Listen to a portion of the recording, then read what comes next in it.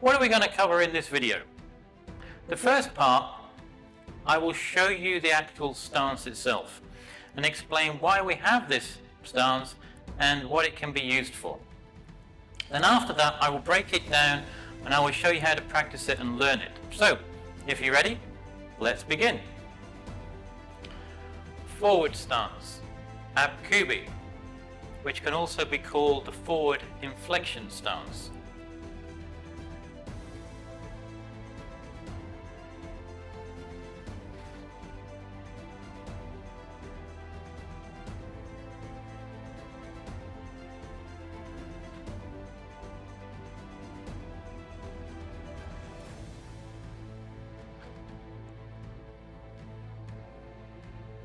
The forward stance, Ap Kubi, or in some places also called the forward inflection stance.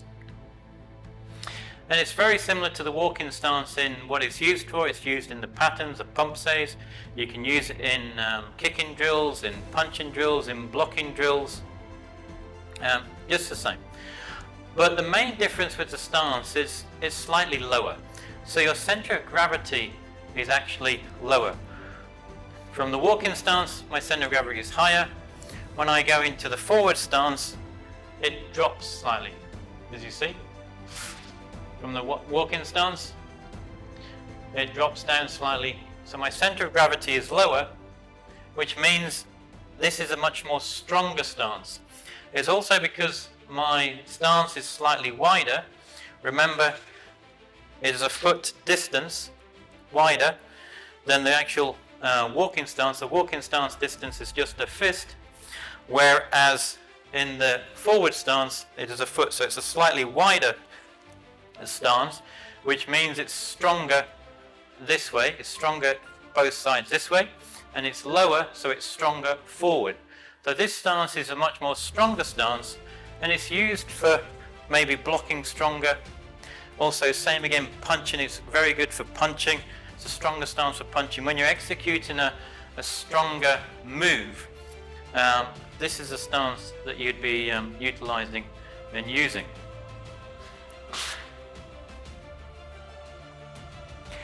Now you have a better understanding of what this stance is and how you can actually use it. All that is left to do now is go and learn and practice it. And that is what we're going to do now. Forward stance, Ap Kubi. So, how do we start the forward stance? First of all, distance. What we need to do, we need to take 1.5 steps forward. So, 1 step and then half a step. That is the distance that we need to take. At the same time we need to do that, we need to make sure, as I said, we are 1 foot width distance. Not the old traditional style, which was the shoulder width, but 1 foot distance. As you can see, 1 foot distance. Our feet are parallel.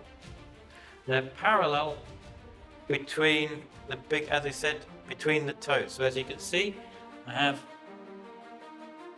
a parallel line running between my toes. Okay, so I've stepped 1.5 feet forward, and the width is 1 foot wide. From here, what I need to do is bend the front knee. I'm bending the front knee just to the point where the knee, I can just see my big toe. If I bend my knee too far, I can't see my big toe. I just need to bend it so I can just see my knee and my big toe. At the same time, I need to make sure my back is straight. So I'm not leaning forward. If I'm leaning forward and bending it, I go too far. So I need to make sure my back is straight and I'm bending my front knee to the point where I can just see the end of my big toe. From here, I need to turn my back foot. So I'm turning my back foot so the foot is pointing outwards at a 30-degree angle. And the weight ratio I have is basically 2/3 of the weight is supported on my front foot and 1/3 of the weight is supported on my back leg, like so. Now, when I step, I need to make sure I step in a linear movement forward. I'm not going up and down, I'm just going straight. And the way I do that is, as I'm stepping, I need to make sure I am bending my knees. So as you see, when I'm stepping forward, my knees are bent. I'm not up, they're still bent. So I'm stepping forward 1.5 distance. At the same time, my feet are 1 foot distance apart.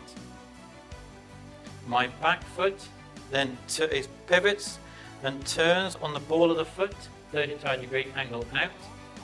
And my body, as before, is a 30-degree angle facing out, and my head is facing forward. And the weight ratio, 2/3 on the front, 1/3 on the back. And let's go again. We step 1.5. Distance of the width between our feet is 1 foot distance between our feet. If you just turn the back foot inwards, you can then see you have literally got the 1 foot distance. If I drew a line straight, that would be 1 foot width distance. I've stepped 1.5 feet. The distance, 1 foot width distance. My back is straight, my front leg is bent so I can just see my big toe. My back leg, I turn the foot at the back to a 30-degree angle facing out. The weight ratio on my legs is 2/3 of the weight on the front, 1/3 on the back. Turning my chest 30-degree angle inwards, and I'm looking straight. When I move, I'm bending my knees. As you see, my knees are bent, so I do not go up and down. I keep in a linear line, and then I step out 1.5.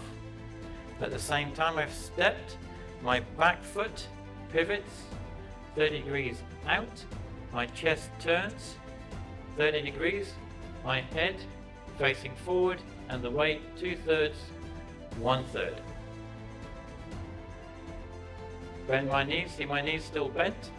Stepping, I step, I pivot on the back foot, my weight ratio changes. I can just bend my knees so I can see my big toe. My back is straight, my chest is 30 degrees out, face straight, back leg straight. All together in one movement.